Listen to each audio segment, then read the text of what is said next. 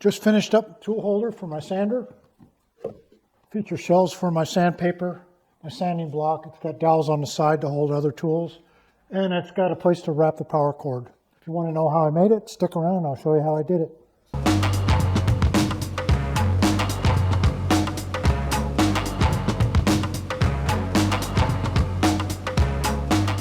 I found the perfect piece of plywood for this project.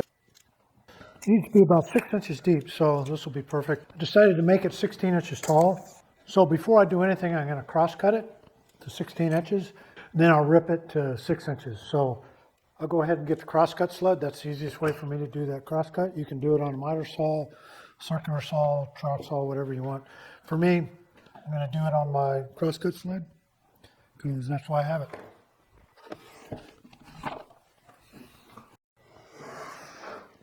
I love this crosscut sled. If you haven't built one, it's one of my most used jigs that I use in the shop. This corner right here is square, so I'm going to square everything off to this back side.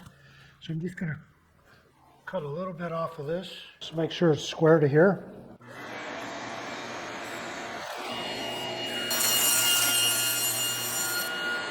Now I'm going to cut it off to 16 inches.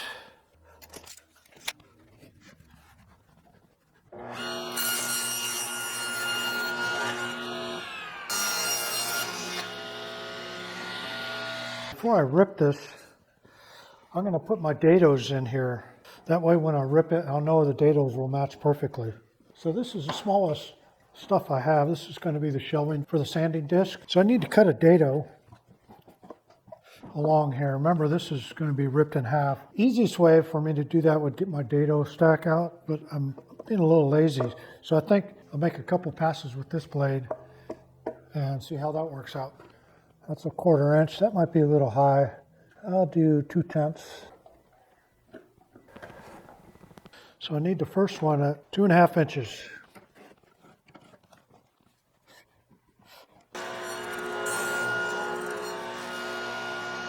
Now I'll slide it down this way 1/8 of an inch.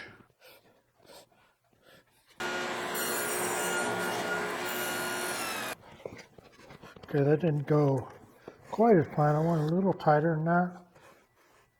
That's probably good. That way I can move the shelving around if I need to. Yeah, I'm happy with that.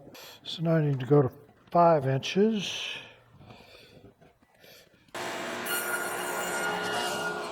Move it over 1/8. Maybe a 32nd less than 1/8. Give that a shot.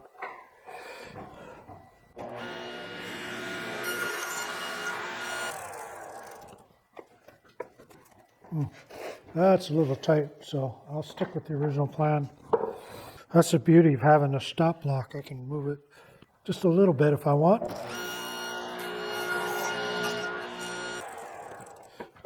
There we go.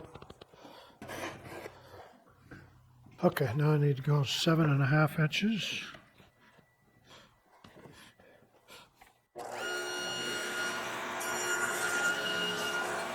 Move it 1/8.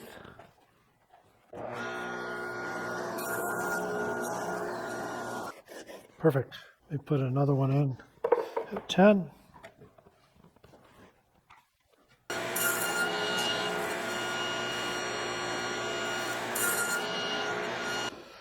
So I'm going to do one more. I haven't decided. I think I'll put one of these up at the top to set the sander on. So I'll do one more. 12.5 inches.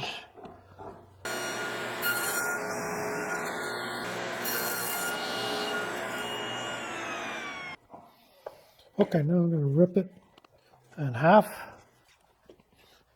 So this is right at 12 inches, and I've got to worry about the kerf of the saw blade. They're not going to be exactly 6 inches. So what I'm going to do, I'm going to set this up to be 5 7/8. So I'm going to run it through at 5 7/8, and then take this side and run it through at 5 7/8. That way I know they're exactly the same width.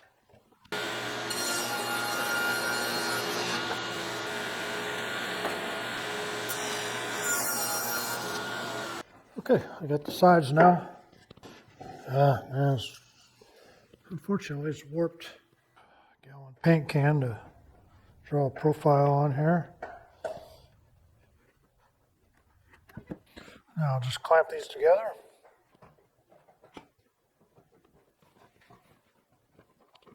If you ever build a table, leave a lip. Sure has come in handy for me. Use them for clamping down all sorts of stuff.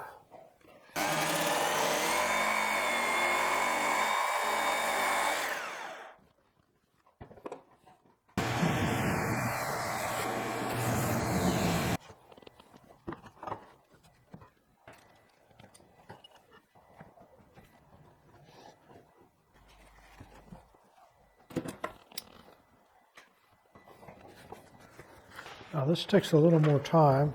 I think the effort's going to be worth it. 1.25 brads. So just to make sure, I'm going to put some screws, these trim screws, they're really small. These are 1.25 inches. I'm going to put a couple of them in here just to make sure. And generally you don't have to pre-drill for these, but I'm going to definitely.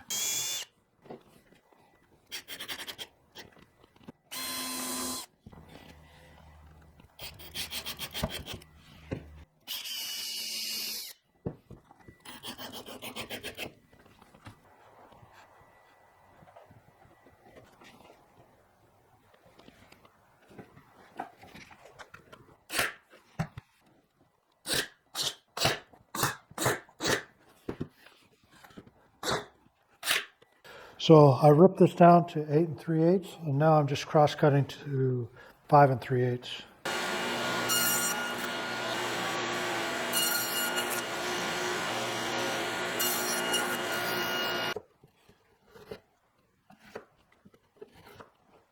Glue and brad nails are holding up. I'm glad I put the screws in. There's still a bow. Now the drawers shelves slide in about 80 grit.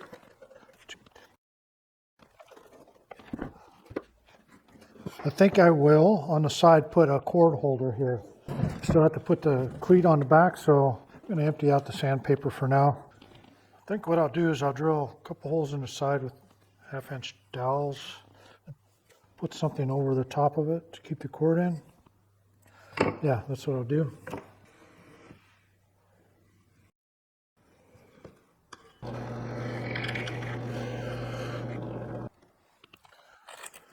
So the problem with 1/2-inch holes and 1/2-inch dowels is tight of a fit.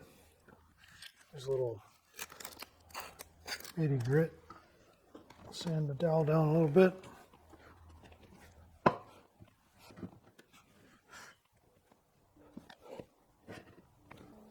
Arch on here using this on both sides.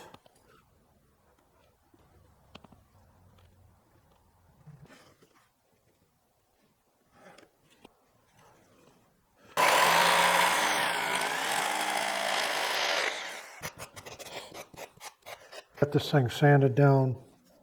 See where I'm going with it. Now I'll drill a couple holes in here and see how precise I can get.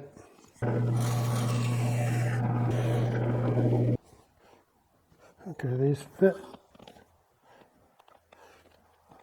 So before I glue this in, I'm going to drill some holes on the other side to put dowels in. I always like to have dowels in the side of my tool holders, that way I can hang stuff on them. You just never know what you're going to hang.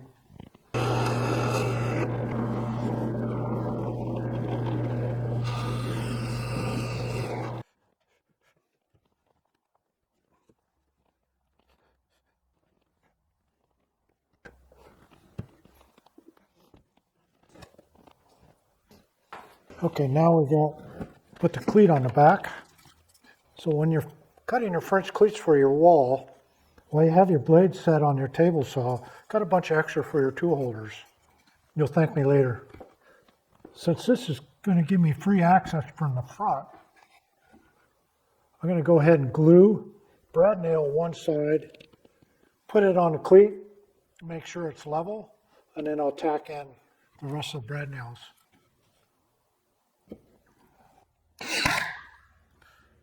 Now I'll take it over to the wall, hang it on the wall.